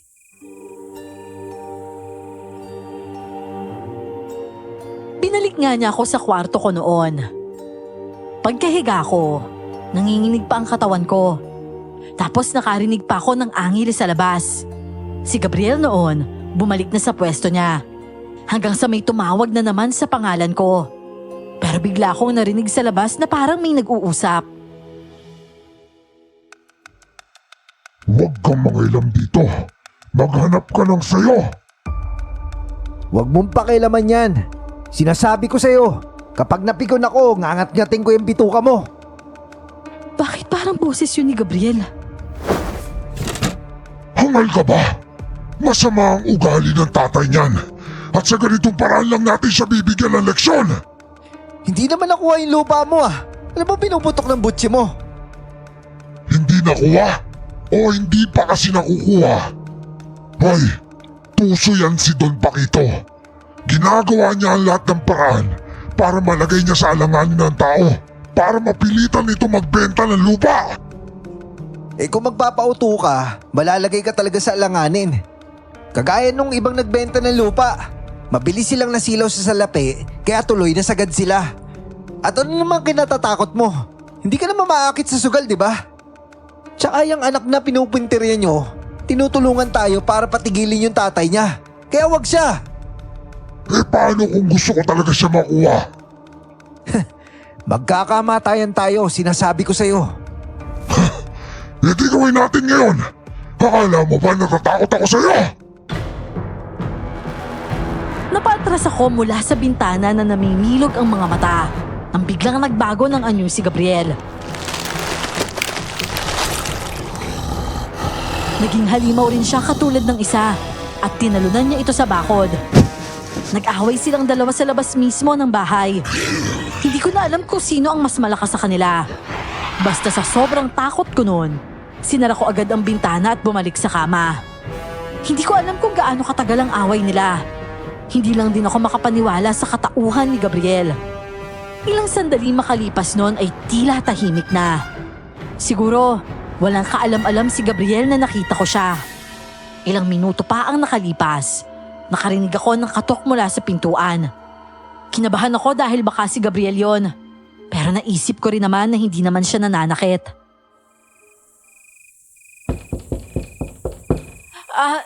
Sino yan? Ma'am, ako to si Gabriel. Pwede mo bang buksan yung pinto? Sandali lang. Pagbubuksan ko ba to? Hindi naman niya siguro ko kakagatin, di ba? Hindi ako mangagat, ma'am. Hindi ko gagawin yun sa'yo. Ha? Diyos ko, paano niya ako narinig? Malakas ang pandinig ko, ma'am. Ha? Narinig niya ulit?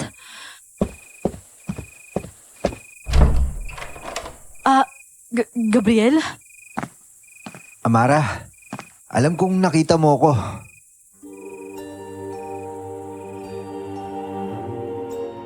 Napahinto siya sa pagsasalita nang bigla ko siyang yakapin. Sa palagay ko kasi, yun ang dapat kong gawin para iparamdam sa kanya na hindi ako takot. Ikaw ang nagligtas sa akin, Gabriel. Naniniwala akong kaya mo akong protektahan. Hindi ka natatakot sa akin? Hindi. Hindi ako takot sa'yo. Kasi alam ko naman na hindi mo ako sasaktan, di ba? Siyempre hindi. At ayaw kita masaktan. Akin na yung mga sugat mo, gagamutin ko.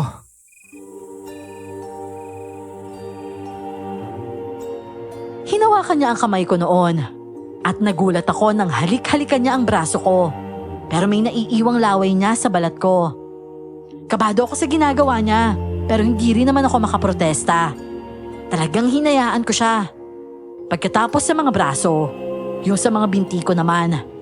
Doon naman ay napapakagat na ako ng labi.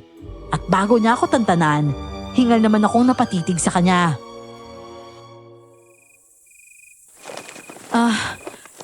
Gabriel? Para saan yun? Bilang aswang, gamot yung laway ko. At ayokong nakikita kitang sugatan.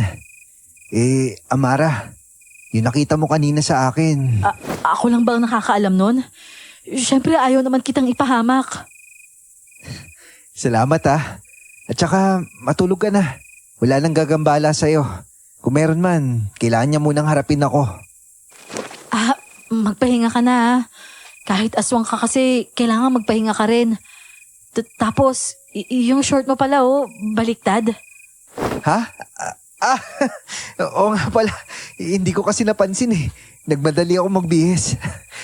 Salamat. Teka. Bakit siya ka sa harapan ko nagpapalit? Ano naman ngayon? Ikaw naman yan eh.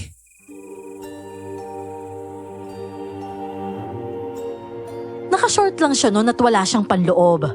Siguro dahil mabilisan nga siyang nagsuot ng damit pagkatapos niyang bumalik sa pagiging tao. Natawa na lang ako noon dahil hindi man lang siya nahiya. Pagkatapos niyang magpalit sa harap ko, nagpaalam na siyang lumabas. Ako naman, aminadong hindi na maayos ang nararamdaman, pero nagpigil pa rin ako noon.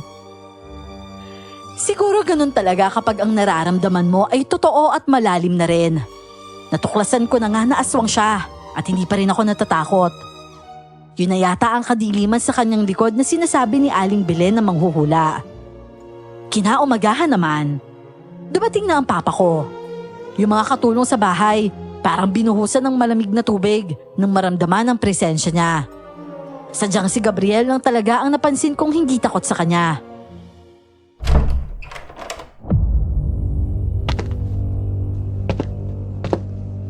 Ano meron? Bakit parang may kakaiba sa bahay? At saka Amara, bakit parang kagigising mo lang? Yan ba ang oras ng agahan mo? Nako sir, pagpasensyahan niyo na po si ma'am. Late na po kasi siyang nagising dahil sa... Late na gising? Hindi porkit wala ako dito. Babalik ka na sa dating ugali mo na tatamad-tamad at walang diskarte. Mawalang galang na po doon, Pakito. May mga bagay po kasing hindi maganda nangyari kay Ma'am Amare. At sino ka naman? Tagabantay niya ako. Yayo? Kung yun po yung tawag niyo doon Oho. Malaki na yan para magkaroon pa ng yayo. Marunong na yan tumayo sa sarili niya mga paa. Hindi niyo po kasi malalaman yung totoong nangyari kay Amare kung hindi po kayo makikinig sa paliwanag niya. At sino ka para pagsalitaan ako ng... May gusto kong pumatay sa kanya. Ano? Nasa mga binti niya ho yung ebidensya.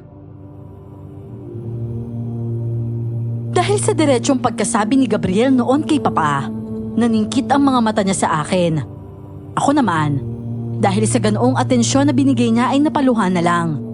Tapos lumapit siya sa akin at pasimpleng tinaas ang pajama ko. Nakita niya ang ilang kalmot ng aswang sa mga binti ko na hindi pa tuluyang naghilom pero mabilis lang ang proseso. Mamang, ano nakasugat dito? Sir, muntik na din hong masunog ang bahay. Sunog na po ang kubo sa likod. Kitang-kita ko ang pag-igting ng panga ng papa ko. Sa pagkakataong yon, kanya-kanya ng report ang mga katulong. Pumunta siya sa likod at tiningnan niya ang nangyari.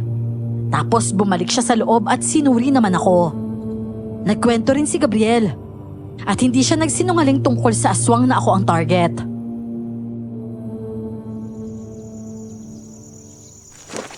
At bakit yung anak ko? Dahil anak niyo ho siya.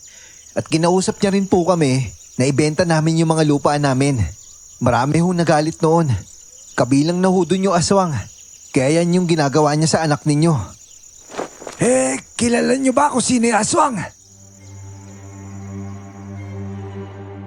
Hindi sumagot si Gabriel. Mukhang kilala niya pero mukhang kilala niya rin ang ugali ng papa ko. Kaya hindi niya sinabi. Si Mamang na lang ang sumagot na hindi niya kilala. Nung araw na yon ay kusang nag-ikot si papa sa lugar. Hindi ko alam kung tungkol pa sa lupa, pero nakita kong kinausap siya ng mga tao. Ako naman, lumapit rin doon at nakasunod sa akin si Gabriel.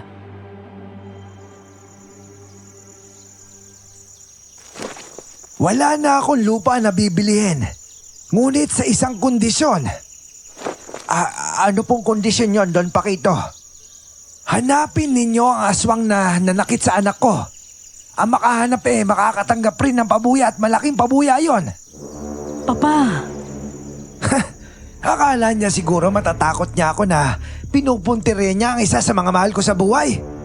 At dahil kayo ang eksperto sa aswang, hanapin niyo siya at magtutuos kami. Grabe. Iba na pala ang usapan kapag pamilya na yung naagrabyado. Limot na yung mga hangarin. Pamilya talaga ang uunahin ng papa mo. Talagang ang swerte mong anak, Amara. pero paano kung ikaw yung... Relax ka lang. Bilang bantay mo, ligtas ako. Tsaka ligtas ka rin. Pagsapit ng gabi ay kumilos ang mga tao sa lugar. Pero si Gabriel, talagang hindi na umaalis sa tabi ko. Pero alam ko na alam niya talaga kung sino ang aswang. At ako naman, may kutob na rin kung sino. Nang mapansin ko naman si Papa sa terasa, pinuntahan ko agad siya.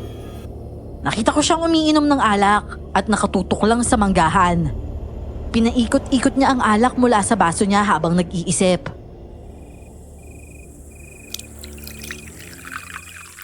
Anak, pasensya ka na kung nailagay kita sa ganito sitwasyon. Naranasan mo tuloy ang bagay na hindi mo dapat maranasan. Bumalik ka na sa atin bukas sa umaga mismo. Hindi ka ligtas sa oras na hindi pa nahuhuli yung aswang na yon. Pero pa, baka ikaw naman ang puntiryahin niya. Mas maganda na nga yung ganon. Para kaming dalawa na yung magtutuos. O siya, sige na. Pumasok ka na sa kwarto mo. Ako na bahala dito. Yung bantay mo, saan natutulog? Sa baba po, Papa. O sige, tawagin mo nga. Bakit po, Papa? Basta tawagin mo lang. Marami akong sasabihin.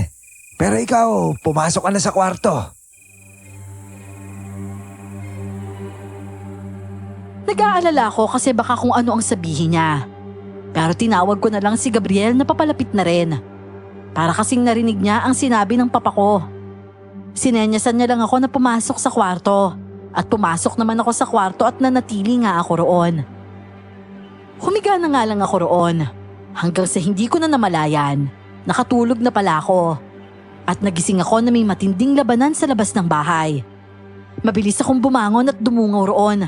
At doon ko mas narinig ang sigaw ni Mamang. Diyos ko po, tulungan niyo ako dito! Sir! Naku, sir! Dalhin natin siya sa loob! Naku, si Gabriel!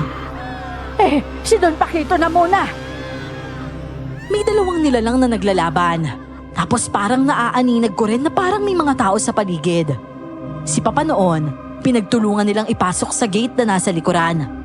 May maliit na gate kasi roon. At nang matamaan siya ng ilaw sa labas ay nakita ko siyang duguan. Papa! Papa, anong nangyari? Diyos ko po, Ma'am. Buti na lang at nagising ka. Mamang, ano po nangyari? Hinarap niya kasi ang aswang, Ma'am. Kahit pinigilan namin siya sobrang galit na galit kasi siya kaya yan ang nangyari. Ano? Pero Ma'am, may isang aswang na kumalaban doon. At nakita niyo po kung sino siya? Si Gabriel, Ma'am. Nakita ng lahat. Nagbago siya ng anyo nang makitang binabalibag ng aswang ang papa mo. Alam kong siya po yun, Mamang. Pero mamaya na siya, si Papa muna. Papa? Papa, naririnig mo ba ako?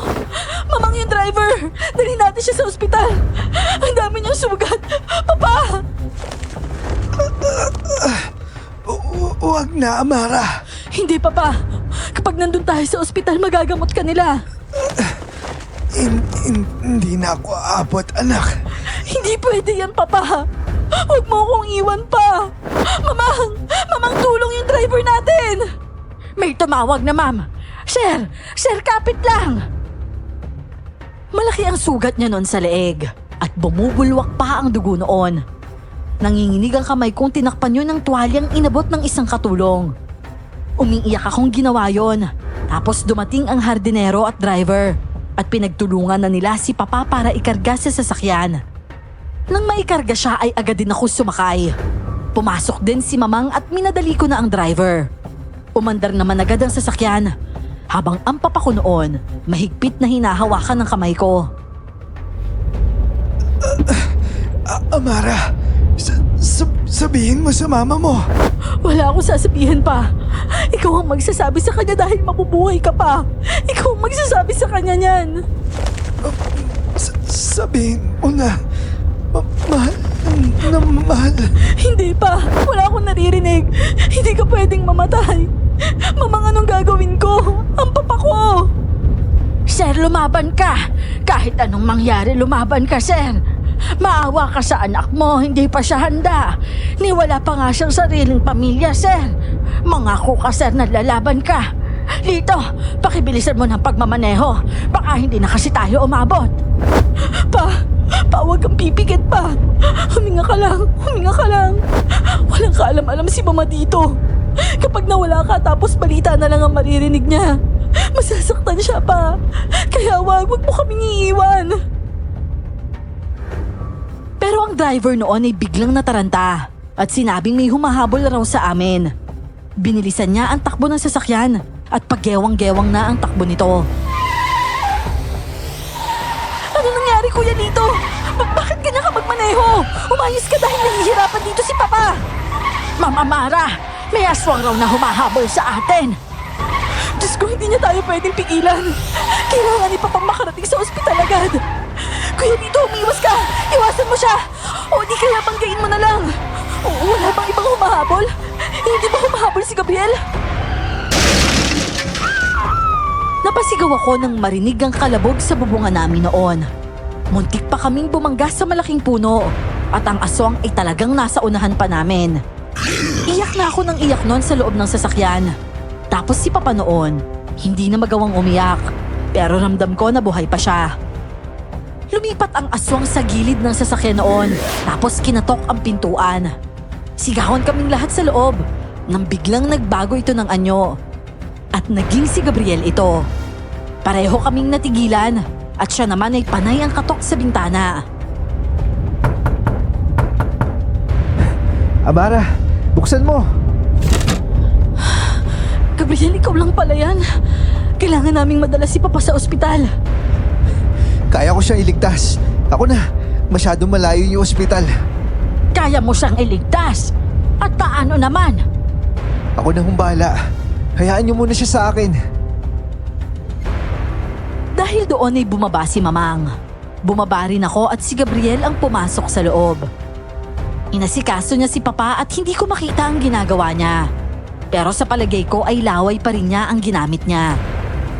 Sobrang higpit nun ng pagkahalukip-kip ko sa kamay ko at rumaragasa na rin nun ang luha ko. Hanggang sa narinig ko ang boses ng papa ko na dumaing.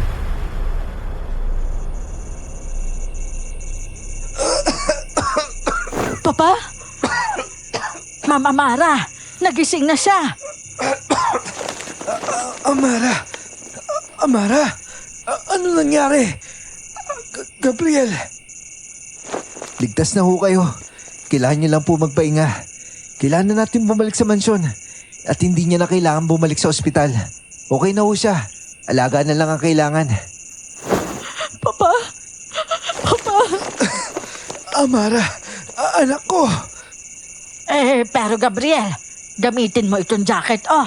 Ang sagwa mo kasing tingnan wala kang damit. Maraming salamat po, Mamang. Sige na, sakin na lahat. Babalik na tayo.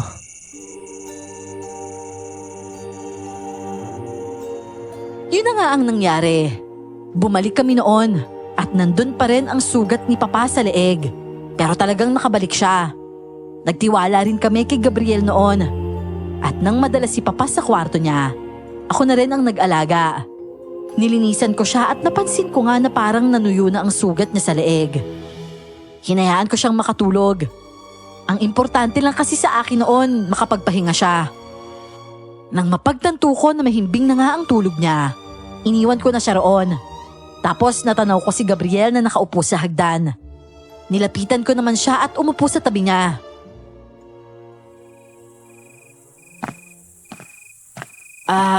Gabriel, alam na ng mga tao kung ano ka. Maraming nakakita sa'yo, di ba? Ang importante lang naman, nakita nilang hindi ako gumawa ng mali. At napatay ko na rin si Rodi. Yun nga lang, tumakas yung pamilya niya. Ay, sino ba kasi yung pamilya niya? Yun yung matanda na mahilig na gumawa ng bayong. At si Isabel, kapatid niya si Isabel. Yung babaeng may gusto sa'yo? Aswang pala yun? Oo, Amara. At kalahi ko sila. Pero yung mga lalaki lang sa amin yung nagiging aswang at hindi yung mga babae. Ibig mong sabihin hindi siya aswang? Hindi. Salamat pala sa pagligtas mo sa papa ko ha. Walang anuman, Amara. Kung hindi ko ginawa yun, nag-iiyak ka pa rin ngayon. Bakit? Ayaw mo ba akong umiiyak? Siyempre, ayoko. Nasisira yung mukha mo kapag umiiyak eh. Baliw ka talaga. Aray ko naman. Ba't ka naman nanghahampas? Talaga? Pangit akong umiyak? Hindi naman sa pangit. Mas bagay kasi sa'yo nakangiti eh. Kaya ayokong umiyak ka. Ayoko na malungkot ka. Masaya ka lang dapat at ayokong napapahamak ka syempre. Hinawakan niya ang kamay ko noon at pinisil. Ako naman, sumandal sa balikat niya. Nanatili kami roon hanggang sa inatake ako ng antok. Nakatulog nga ako sa balikat niya nang hindi ko namamalayan. At paggising ko, nakahiga na ako sa higaan ko. Ibig sabihin, binuhat niya ako at pinatulog roon. Kinabukasan naman, kumalat na ang balitang may pinatay na aswang sa lugar namin. Si Papa noon ang bilis din ng recovery. At ang sigla na niya pagsapit ng umaga. Pa, kailangan mo na pong kumain. Kamusta na nga po pala yung pakiramdam niyo? Mabilis naghilom yung mga sugat ko. Tsaka may himala palang dala itong si Gabriel. Hindi ka ba nagugulat, Papa, na ganun siya? Nagulat nga ako eh. Pero hindi naman siya masama. Marunong siya magdala ng pag-aaswang niya. At isa pa, pinoprotektahan niya ang anak ko. Alam niya kasing lalabas ka kapag may kaguluhan nangyari. Kaya pinatulog ka niya kagabi. Buti na nga lang po nagising ako eh. Kung hindi, di sila mamang lang yung nag-asikaso sa inyo. Anak, gusto ko lang naman na maging ligtas ka. Papa, wala na tayong dapat itayo dito, di ba? Hindi na natin bibilihin yung lupa nila. Hindi na. Magtatayo na lang ako ng tindahan ng bigas dito sa kanila. Abono at bini naman sa kabila. Magpapautang na rin ako ng budget sa kanila kapag kinakapos. Para kahit papano nakakatulong. Bakit parang ang tamis ng ngiti mo dyan? Kasi pa, mabait ka na sa kanila eh. Kasi nakikita ko parang natutuwa ka sa kanila. At alam kong dahil sa kanila, matututunan mo yung ibang mga bagay. Maiintindihan mo ang buhay ng tao. Lalo na yung mga buhay nila dito. Nagbago nga talaga noon si Papa. Tila sa isang iglap lang, sinaniban siya ng kabutihan at naipakita niya ito agad. Hindi na siya ang papa ko noon na pinipilit sa akin ang hindi ko gustong gawin at pinipigilan ako sa gusto kong gawin. Naging maluwag na siya noon matapos ang tulungan na nangyari. Hanggang dito na lamang po ang kwento ng aking mga magulang. At syempre po, si Mama Amara at Papa Gabriel ko ang nagkatuluyan. Maraming salamat po sa pag-ere nito, Miss Clar at Sir Jay. At God bless po lagi sa lahat ng mga channels ninyo.